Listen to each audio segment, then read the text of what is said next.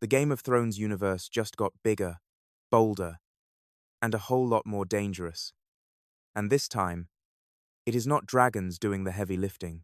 HBO has officially confirmed that Lucy Boynton, Babou Ceesay, and Peter Mullen have joined the cast of A Knight of the Seven Kingdoms Season 2, signaling that the beloved Dunk and Egg adventure is about to grow in scope, tension, and dramatic firepower in ways that fans of the source material have been eagerly waiting for. Boynton, widely recognized for her breakout performances in Bohemian Rhapsody and A Cruel Love, the Ruth Ellis story, will take on the role of Lady Rohanne Webber of Coldmoat, a figure known across the Reach as the Red Widow.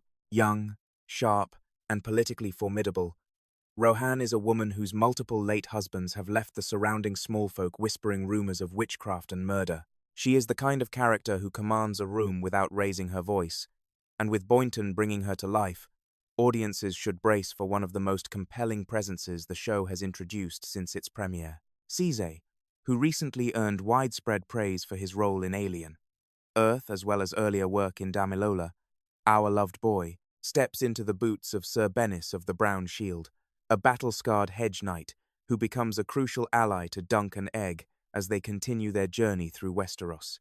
Hedge knights have always been at the heart of this story, and Sir Bennis promises to add a grittier, more morally complex voice to the road ahead. Peter Mullen, a veteran of prestige television including Ozark, The Witcher, and The Rings of Power, rounds out the trio as Sir Eustace Osgrey of Standfast, a proud old knight and veteran of the First Blackfire Rebellion, whose long-simmering land dispute with Lady Rohanne sets the stage for a conflict that is as personal as it is political. Mullen brings with him the kind of worn, weathered authority that the role demands, and his presence alone suggests that Season 2 will carry significantly higher dramatic stakes than what came before. Together, these three characters map almost directly onto the second of George R.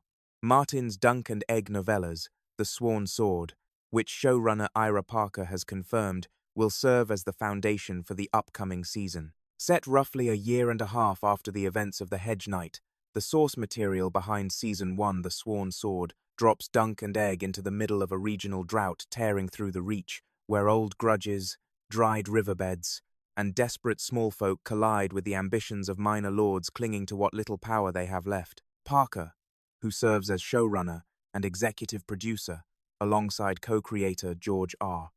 Martin and producers Sarah Bradshaw, Owen Harris, Ryan Condal, and Vince Gerardis, has previously spoken openly about the challenges and creative opportunities that Season 2 presents.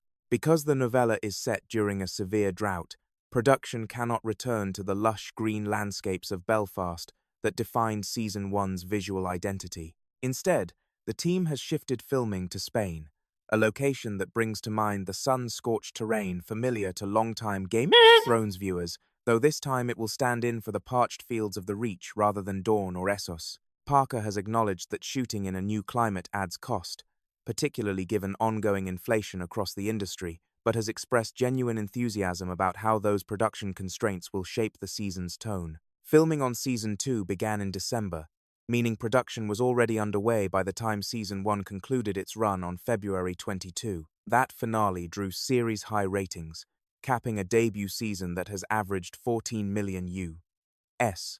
viewers across all platforms and 26 million globally, according to HBO numbers, that speak to an audience appetite for grounded, character-driven storytelling within the broader Thrones universe. Season 2 is currently expected to arrive in 2027, a remarkably fast turnaround by modern television standards. Pete Claffey and Dexter Sol Ansel will of course return as Sir Duncan the Tall and Prince Aegon Targaryen, respectively. Their dynamic, the awkward, honor-bound hedge knight, and the secretly royal boy who sees the world with clear, unjaded eyes, remains the emotional core of the series, and Season 2 will test both of them in new ways as the conflicts they stumble into grow more loaded with history and consequence. All of this arrives during what may be the most eventful stretch in the Game of Thrones franchise in years. House of the Dragon Season 3 is set to premiere on HBO in June, with its recently released trailer teasing the long-anticipated Battle of the Gullet.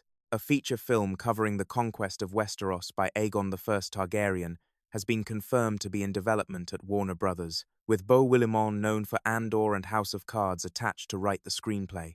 And beyond the screen, HBO and Martin have announced Game of Thrones, The Mad King, a stage production set to run at the Royal Shakespeare Theatre in Stratford-upon-Avon this summer. A Knight of the Seven Kingdoms has carved out something genuinely rare within that expanding universe, a show that earns its audience not through spectacle or shock, but through sincerity and the quiet weight of human decency. In a franchise built on betrayal, bloodshed, and the corruption that power inevitably brings, Dunk and Egg stand apart as something almost radical. Two people who are still trying to be good. Dunk is not a lord, not a legend, not a man with dragons at his back or armies at his command.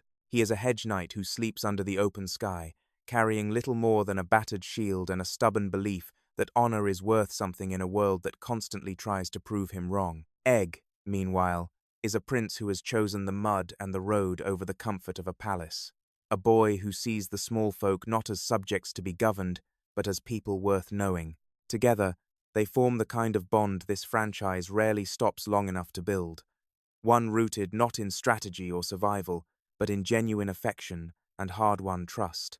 Season 2 appears poised to test that bond in ways that go far deeper than a tournament dispute or a corrupt lord's arrogance, and if the weight of this new cast is any indication, what lies ahead for Dunk and Egg will demand far more from them than anything the road has asked of them before. With new allies, new enemies, and a drought that threatens to turn neighbor against neighbor across the reach, the road ahead for Dunk and Egg is anything but simple, and that is exactly what makes it worth following. What do you think about the new cast additions? Are you excited to see Lucy Boynton take on the Red Widow, or is it Peter Mullen's Sir Eustace who has your attention? Drop your thoughts in the comments below. And if you want to stay ahead of every update from the Thrones universe as it happens, hit that like button, subscribe, and ring the notification bell so you never miss a Raven.